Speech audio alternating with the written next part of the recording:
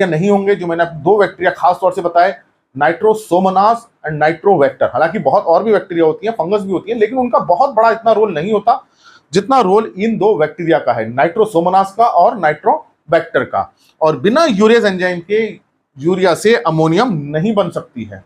तो आपको समझ में आ गया होगा कि हमारे खेत के अंदर सूक्ष्म जीवों की सक्रियता होना कितनी जरूरी है, और नाइट्रोसोमोनास और नाइट्रोवेक्टर, ये जो दो बैक्टीरिया मैं आप बता रहा हूं बार बार आपको, इनका होना कितना जरूरी है। अगर इनकी संख्या कम हो गई या हमारे खेत में हमने कुछ इस तरह से कर दिया, पानी भरा हो गया, या मतलब किसी कारण से हमने बहुत सारे पेस्टिसाइड डाल दिए, सूक्ष्मजीवों की सक्रियता बहुत कम हो गई, तो ये काम भी कम हो जाएगा और नाइट्रोजन भी पौधे को पूरी नहीं मिल पाएगी। इसलिए हमारे खेतों में सूक्ष्मजीवों की सक्रियता अच्छी बनी रहे, इसलिए आप जैवांश पदार्थों का प्रयोग करते रहें।